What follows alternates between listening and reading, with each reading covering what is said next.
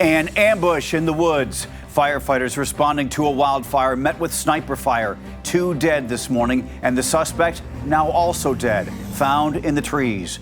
Plus, all-nighters in Washington, and it all comes down to this. Donald Trump's big, beautiful bill could get a Senate vote this week if Republicans can hold the line. And tariffs on ice. President Trump and Canada's Prime Minister hit pause on the tech tax fight, and trade talks are back on. The stories that matter, clear and credible, from across the country to around the world. These are your unbiased updates from Straight Arrow News. Good morning, I'm Craig DeGrelli. This morning, chaos in the mountains. Crews in northern Idaho are still battling a wildfire that authorities say was intentionally set, triggering a deadly chain of events. Investigators say a man started the fire, then shot and killed 2 firefighters who responded and wounded a third.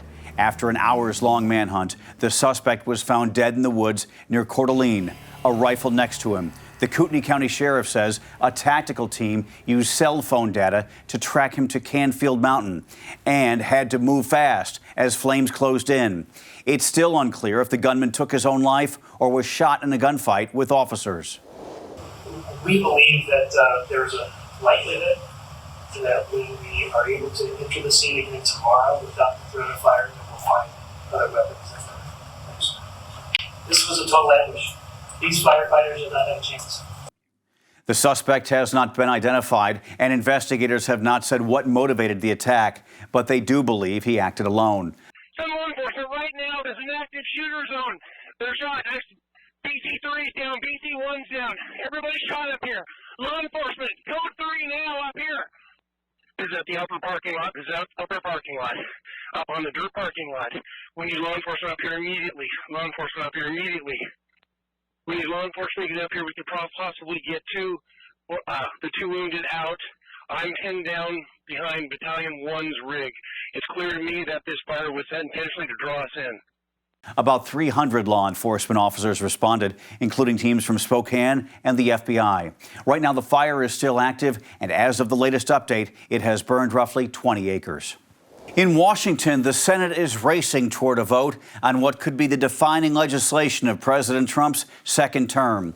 After a weekend of marathon backroom deals and floor speeches, including nearly 16 hours spent reading the bill aloud on the Senate floor, debate is underway on Donald Trump's so-called Big Beautiful Bill. The House already passed its version. Now the Senate is rewriting key parts. And if they make it across the finish line today, the House will have to sign off again before the bill can head to President Trump's desk. There's real tension in both chambers. Some Republicans are worried about the price tag, nearly $3.3 trillion added to the deficit, according to the Congressional Budget Office. Others are uneasy about the deep cuts to Medicaid and food assistance. Democrats warn it could leave nearly 12 million Americans uninsured.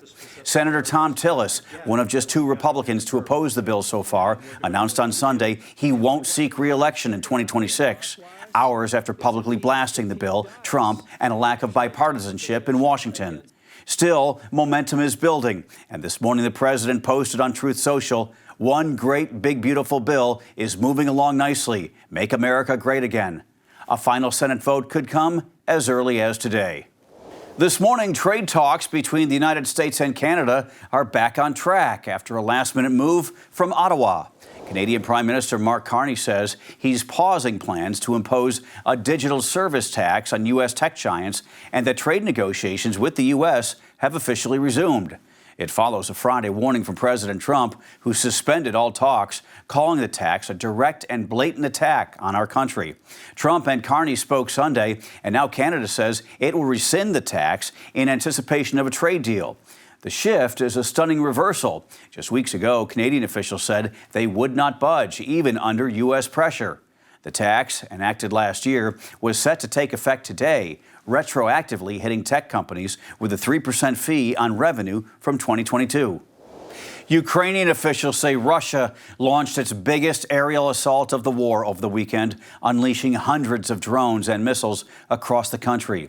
Ukraine's Air Force says Russia fired 537 aerial weapons, including 477 drones and decoys and 60 missiles.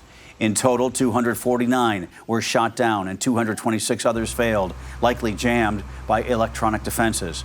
But the damage was still devastating. At least 6 people were killed in drone strikes, airstrikes, and shelling across Kharkiv, Kherson, and eastern Ukraine. Ukraine also confirmed that one of its F-16 pilots died after his American-made warplane crashed while defending against the attack.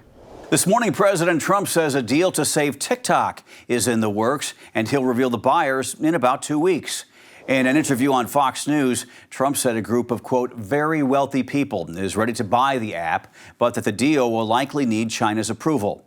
The future of TikTok in the United States has been uncertain since a law passed last year forcing its Chinese owner, ByteDance, to sell or face a ban. Trump has delayed enforcement 3 times, extending the deadline to September 17th, while talks continue behind the scenes. The biggest hang-up, Beijing's reluctance to approve a sale, especially one involving TikTok's highly protected algorithm. Donald Trump has said he wants the app to stay under new ownership after crediting it with boosting his youth support in the 2024 election. Finally this morning, first they ran marathons, now they're hitting soccer fields. In China this weekend, humanoid robots faced off in what's being called the first fully autonomous soccer matches. Look at this.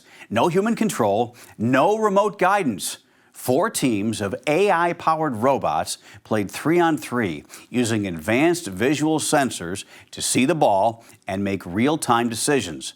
The bots were even programmed to stand up after falling, though a few, as you saw, had to be carried off the field on stretchers, just like the pros. The matches were a warm-up for the World Humanoid Robot Games set for August in Beijing. You know, when I saw this video this morning, it reminded me, as a kid, I received one of the greatest gifts ever on Christmas morning, something called Super Toe. It was a robot-like field goal kicker, and when you pounded on its head, it kicked the ball about 10-15 yards down the field through the uprights. I spent like 4 hours playing with Super Toe on Christmas morn. So I'm proposing Super Toe versus the Chinese robots. Wouldn't that be something? Those are your unbiased updates for this Monday. We'll see you back here tomorrow. For all of us here at Straight Arrow News, I'm Craig DeGrelli. Have a great day.